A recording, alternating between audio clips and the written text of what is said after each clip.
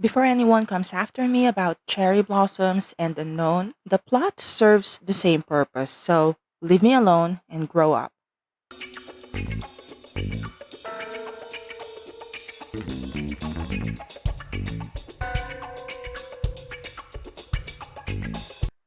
The thing is, I start rewatching these shows, and instead of sitting down and start to getting together a video, I just ended up watching all of the series and then I'm back to square one. But here we are. So let's get started. Taiwan is obsessed with Stepbrothers, and you can't change my mind because they have another one to prove my point. With Addicted Heroine currently showing and the only one, another Stepbrothers BL from Taiwan, I feel like it's just appropriate to talk about one of the most controversial and polarizing tropes that not just in BL but in fiction in general. Stepbrothers. I grew up watching a lot of telenovelas. Even them had a fascination with familial connection, turning into romantic ones. Step siblings, step cousins, adoptive family, you name it. Now that I think about it, does Daddy Longlegs fall under this category? Because I grew up reading and watching Judy Abbott. While Daddy Longlegs may not strictly fall under an incestuous category, it does involve a dynamic where power imbalance and a pseudo parental role are romanticized. This raises ethical questions about the appropriateness of such relationship and the role of guardianship evolving into romantic feelings, which is why the Unknown series made me think about Daddy Longlegs. Even in classic literature, themes of familiar or close knit relationships turning into romantic ones are not new. From ancient Greek mythology, where gods often engage in incestuous relationships, to Shakespeare's Hamlet, with its overt and subtle tension surrounding Gertrude's relationships. Incestuous themes have long been explored as both a source of horror and, in my case, fascination. The trope of stepbrothers or incestuous like relationships in fiction is very popular. And yeah, I'm looking at you, Shadowhunters. And admittedly, I am one of the people who are fascinated by it. Like I've mentioned, it invokes such strong emotional response, similar to stories like Best Friends to Lovers, because of the internal struggles of the characters mainly, but also the moral dilemma. Familial boundaries serves as powerful taboos, which makes the breaking of those boundaries an easy tool for dramatization. It's the breaking of social norms and forbidden desires. And while we are on the topic of social norms, before we go further to this rabbit hole of a trope, addicted heroin Thai adaptations, right? I know it's a very divisive topic right now on whether or not casting of a 16-year-old for such a role is appropriate, given by Luyin is supposed to be like 18 or 19 in the story. But people's concern is mostly the explicit nature of the show, how it is not a proper to cast a 16-year-old opposite a 17-year-old actor to play such mature themes, right? And before anyone comes after me, I know the age of consent in Thailand is 15 years old. That being said, it is not the case for international fans. I'm not one to talk because I'm in the Philippines, in case you don't know, and less than 10 years ago, the age of consent here is 12. I know. Wild times. It's been raised to 16 though. Yeah, I know we're making progress in the 21st century. Now, if we can only have divorce and same-sex marriage in the Philippines, but that will probably not happen in my lifetime. So going back, the reason why I am on the fence is because after surface level research, which means I googled it and checked ChatGPT. In Thailand, a minor is legally defined as a person who has not yet reached the age of maturity, which is 20 years old. So, I guess we shall see in the coming episodes how they will handle the mature themes of the show, and we will come back to it. As of the moment, I'm on the fence. I haven't watched it. We'll see. By the way, in case you don't know what you stumbled upon, my name is Nema-chan. If you know the reference of the name, you are old and you've been around the Yaoi community for far too long. I talk shit about BL series and I am looking for a captive audience, so please subscribe and give this video a like. Comment down below what you think about Addicted Heroine, Thai adaptation. So let's go back to the trope. In telenovelas and soap operas, which are known for their stupidly dramatic flair, they often incorporate storylines about familial connections evolving into romantic relationships. These relationships, whether between step siblings, step cousins, or adaptive family members, add layers of complexity, guilt, and intrigue to the narrative. The drama escalates as characters grapple with the social and personal implications of their forbidden love, right? The combination of a deep, emotionally charged connection, often from living in close proximity or being part of a blended family, with the taboo nature of romantic or sexual involvement, heightens both tension and appeal. The taboos aspect of incest or incest adjacent themes, yeah, we're using incest adjacent, often increases the intensity of the romantic relationship, making the stakes higher for the characters and the audience. Because it is incest, we can mask it with being adoptive or blended family, but at the end of the day, it is a way of skirting through incestuous relationships. The blend of proximity, familiarity, forbidden attraction creates a dynamic that audiences can't help but find very compelling, as it plays with the psychological concept of desire forbidden by societal rules. The Addicted series, though, does not exactly fit this bill. Even the tamer version stay with me because the familiar and close relationship is not there at the start of the story because they just met. Others, though, like the whole history franchise, or most of it, the unknown series and and like I've mentioned on some level, cherry blossoms after winter. People are going to come after me for including those shows and say they are not stepbrothers, but I beg to differ. Like I said, the relationship is familiar enough for it to fall under the category. If anyone wants to be technical, for cherry blossoms, for all intents and purposes, they were raised as brothers. So, sorry. For me, the main attraction is the internal conflict that arises from romantic feelings between step siblings or adoptive siblings that often leads to a rich narrative of emotional turmoil and eventual catharsis. This emotional journey is the key draw for audiences as it allows for a deep connection with the characters and their struggles. This can introduce complex power dynamics, especially in the case of unknown series, particularly if one character is older or more dominant. These dynamics can create intense emotional depth and a push pull effect that keeps audiences engaged, highlighting issues of consent, autonomy, and emotional vulnerability.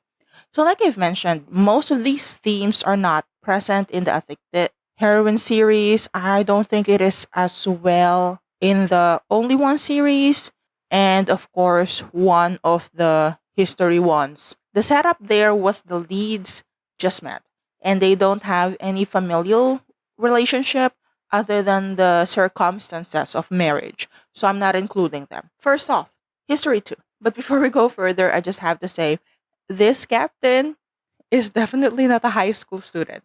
So, moving on. This is one of the first BL I've seen with this theme. Like I said, not counting Addicted. But of course, the trope is prevalent in yaoi manga. So I have seen my fair share. Right off the bat, there is already tension between the two brothers. They are mostly in the background of whatever the hell is going on with Yuhai and Z1, but if you focus on them, there's a lot going on there. This is honestly one of my favorite show, possibly because of volleyball. Guys playing volleyball are hotter than those playing basketball. I'm just saying. Pretty obvious something already happened to the brothers before the start of the story. Chen Wen, the younger brother, seems to be irritated by his brother's presence, while Chen Wu not only seeks out his younger brother but is always a bit overprotective of Chen Wen. At first, I actually thought Chen Wen fancies Yuao. He seems to follow him a lot and is always very concerned about him. Honestly, for most of the show, Chen Wen is just perpetually annoyed by his brother's presence. So I thought the plot will be Chen Wu likes Chen Wen already, since he even followed him to another school, quit volleyball for him, and changed his name. Yu Hao is actually surprisingly perceptive at certain times about his friend's dynamic. He knows Chen Wen avoids his brother, at least, because he's so damn clueless most of the time. The pining in this show is so good because of, as it turns out, Chen Wen likes Chen Wu for a while, and he avoids him because he feels guilty that Chen Wu is burdened by him because of a previous kidnapping incident. Yes, there's kidnapping here, so watch the show. I won't hold your hand. Chen Wu, on the other hand, seems to have a younger brother complex and is super protective of his brother and always forces the interaction between them because Chen Wen keeps avoiding him.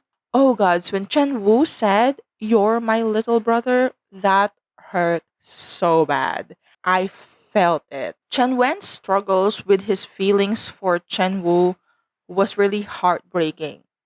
Not because of the plot's simple enough, but because of the acting. Chen Wen's tears in that scene when he thought his brother was sleeping. Yeah, that's what I'm talking about. With Taiwanese and Korean BL, you can be confident that the acting will be quite good. Mostly. Because there's a few exceptions, but the acting's generally good. It all comes to head as it always does in the shows with a girl. A girl who turns out to like Chen Wen, so Chen Wu is blocking her. Yep, good old fashioned miscommunication. As everyone knows, nobody talks in the shows for some reason. Everyone thrives on miscommunication.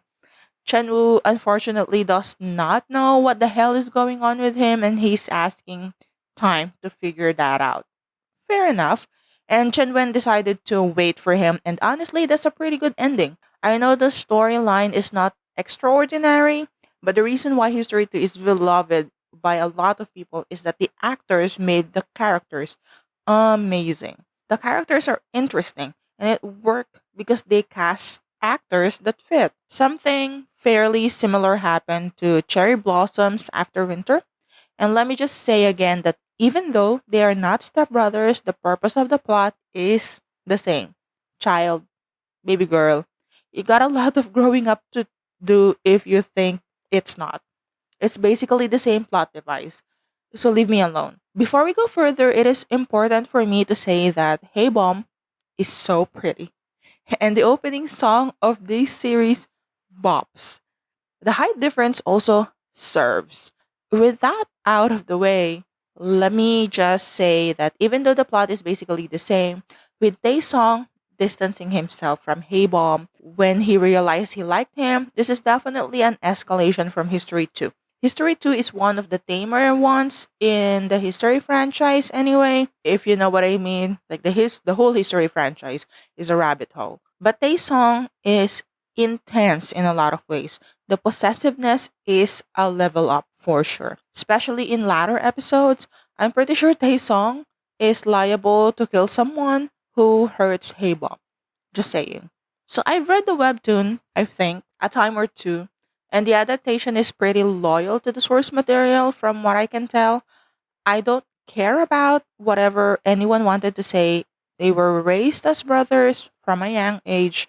I don't remember when the relationship between them got awkward because Taesong realized he likes Haebom in a romantic way and decided to basically ignore his existence. Until when he thought he could do that, who the fuck knows? But with the possibility of not seeing Haebom anymore after high school, And of course, wanting to protect Haebom from those trash bullies at school, Taesong approached Haebom again. My favorite part, Haebom rejected Taesong's feelings because of their mom. Haebom feels guilty and ungrateful, and Taesong just had enough of holding back his feelings and went on the attack. It's a bit aggressive, a bit much, bordering on assault, but this is the best part, the climax, the confrontation, the emotional breakdown, which is, if done right and the actors can act, are absolute gems. Okay, so like every other BL, at least most BLs, there's a girl, right? But this time, it's their mother, or Taesong's mother, to be specific. I know she came across as homophobic. South Korea is not exactly the most accepting of places, but I think more than that, she's scared that they will make a decision they will regret, like her own marriage. And as a mom, I can relate. It's a valid fear that your kids will make the same mistakes and suffer the same way you did, but that's trauma that you should deal with on your own, like with your therapist. So it does not affect your parenting and eventually your kids' lives. A lot of parents do not do that, unfortunately. I can understand that we are all affected by our experiences and circumstances, but if you let your trauma and anxieties affect not only your parenting, but your relationship to other people in general, it will make life difficult for the other people you love and may eventually estrange them. It's called generational trauma, my friend. So, to Mama Bear, get help. It was a challenge to watch towards the end because Taesong was pissing me off, to be honest. And some red flags were coming out, insecurities from his own childhood about his mother's affections. And instead of speaking with Hey Bomb about Mama Bear, he chose to keep the situation a secret and try to isolate Hey Bomb from the only familiar relationship he has. Because if you guys remember, he and Taesong were barely friends until the last year or so of high school because Taesong distanced himself and Mama Bear was the only one who was constant in Haebom's life. Taesong does not trust Haebom's affection again, a reflection of his own trauma. Like everyone needs therapy. I think there's a family discount or something, but don't quote me on that. So Haebom eventually proved to both Taesong and Mama Bear that he's in this for the long haul. The end. There was a proposal, but you guys watch it. So, moving on to one of the most controversial of them all. History 4, Close to You. I don't think anyone was prepared for this show. Definitely not me. And I don't think the creators were prepared for the craziness of the reactions and the feedback. I think this series just went a bit too far. Being step siblings was already a taboo. The obsession and the stalking was taking it to another level of inappropriateness, but mixing with sexual assault in there was just a bit too much for most people to overlook and still enjoy the series and the pairing. There was definitely a line that was crossed in the storytelling, as the theme in itself is already dancing on a very thin line on what's acceptable. And then you start questioning whether or not you should be rooting for the characters anymore. But then, instead of pulling back, it just keeps going, venturing into the territory so uncomfortable that you can practically feel the collective cringe of the audience. Not cringe, more like this sticky ick of I'm not supposed to be here. Do you know what I mean? Because there's a fine balance between intrigue and alienation. You've got characters dealing with controversial relationships. There's an age gap.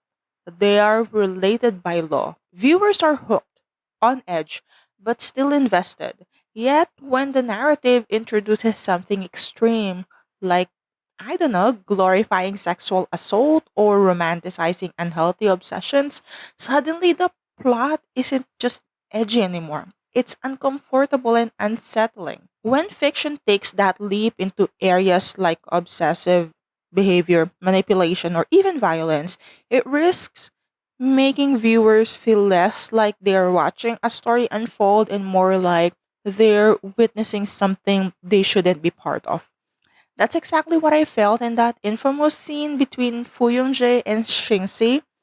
Mind you, we've seen a lot of drunk sex in BL series. It's not new. This one's planned though, and that's crossing a line. That being said, Fu Yongjae is one of the most intriguing characters in a series for me. His whole personality just so fascinating.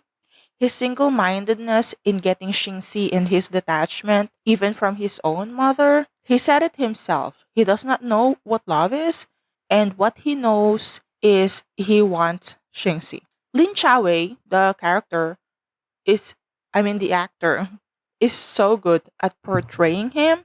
The casting in this show is really good. I love Michael or Anjun Peng. We are going to talk about the whole series and the other couple, Li Cheng and Moran, in another video. But the casting in this show is on point. Like the premise of the first two, History 2 and Cherry Blossoms, is that the one with the feelings distance themselves from the other because they know it's inappropriate in the family context they are in. Fu Yongjae does not perceive that inappropriateness. He is actively working and pursuing and getting Xingxi in a relationship. The whole thing is very manipulative, and this is even pointed out in the show by Moran. Moran said to Xingxi himself that he does not like the relationship because he felt that Xingxi was emotionally manipulated into it. But come to think of it, doesn't actively pursuing someone involves a bit of emotional manipulation? Stop. We're not talking about that. I don't have the time. One of the things that are unique about this setup is that the parents are very much present in both their lives. Xingxi moved out to avoid Papa Bear finding out he's gay, but family dynamic is pretty solid without issues. Mama Bear is a bit overbearing and suspicious, but with a son like Fu Yongjae, she has valid concerns. With this series, we very much saw the fallout and consequences of this relationship to the family. History to the family was not even introduced. Cherry Blossoms did not have a nuclear family, and Hey Bomb was not formally adopted, and the Unknown series only had the siblings. I feel so much for Papa Bear. His disappointment about what happened to his son, especially to the son he raised as his own, who assaulted his biological son, his own brother. I hate so much that Fu Yongjae was trying to rationalize what he did, and the narrative was painting him in a positive light instead of just showing us his character, his flaws, his mistake, and letting us decide. The story was trying so hard to convince us to like him. Like, he's already interesting, intriguing character on his own. I very much don't like what he did, but I love his character. I was invested in how his twisted mind works. Some series does not seem to understand that it's very much okay for the audience to hate your character. If the audience are interested and affected by your story, your character, you've done your job. So the ending, his redemption arc feels so forced. And seeing him so emotional feels like a disconnect from the person we know he is. That emotional detachment and inability to comprehend emotional nuances makes him interesting. That's his personality. So that scene on the ledge, even though it's very impactful and very much needed, could have been done differently.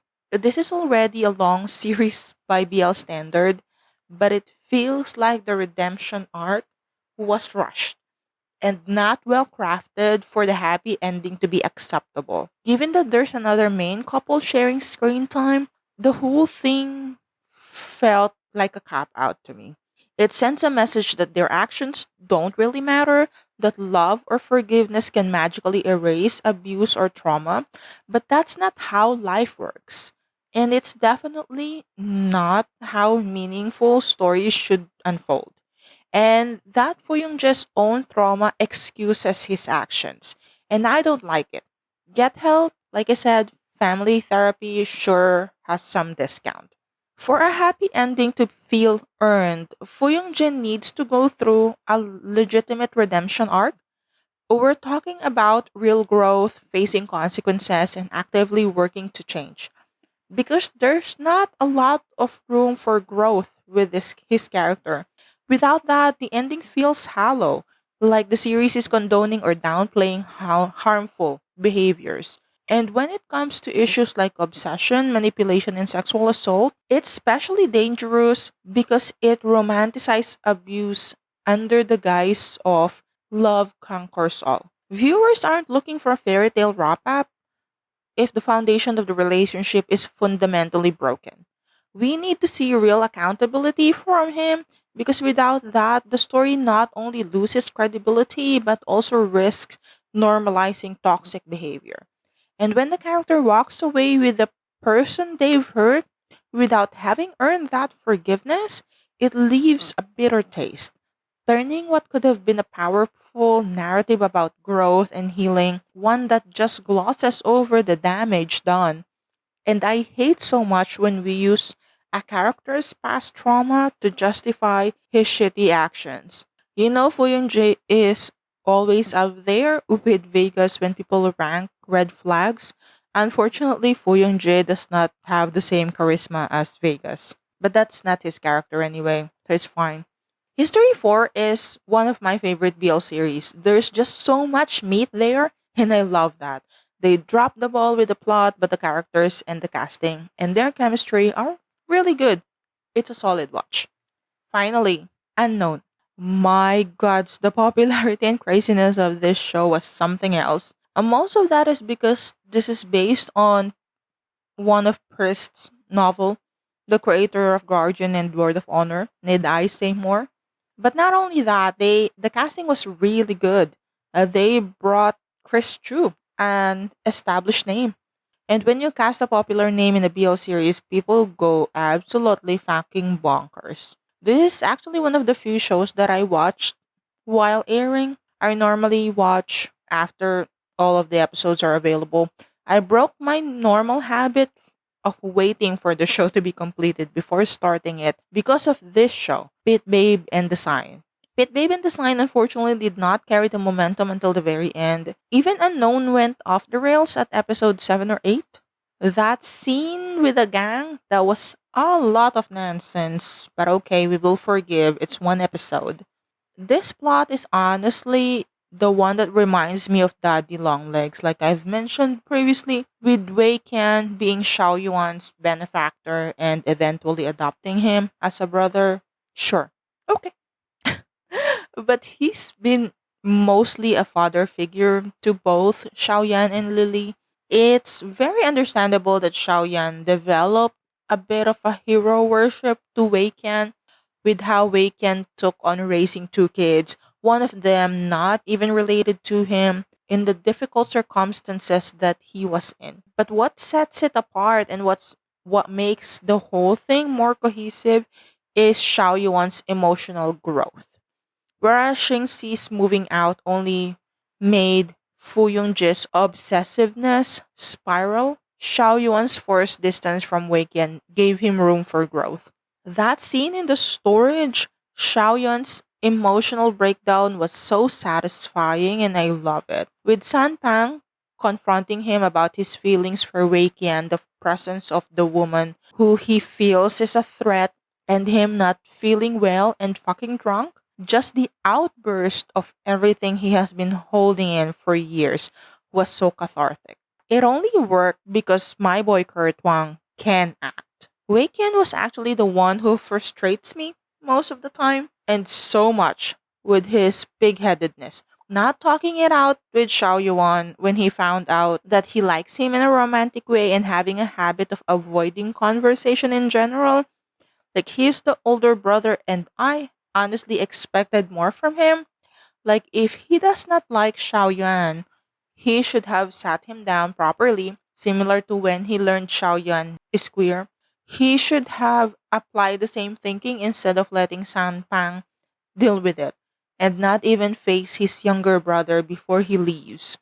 I love that conversation they have on episode 10 or 11.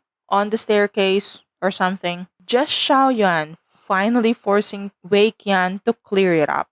And thank you, Xiaoyan, because I was getting frustrated with this. Are we in or are we out attitude Wei Qian is having? Just him finally putting it out there. What the fuck do you really feel for me? And the ending was really satisfying. No notes other than why do we have to bring gang and gun violence on almost every BL? Explain yourself. That's four of my favorite BL series that are incest adjacent. We're going to go with that word now. What do you think? Tell me in the comments what's your favorite one. And tell me if you will be watching Addicted Heroine Thailand. And now I need a break. So that's it for me. Drink your water, keep yourself hydrated. Bye bye.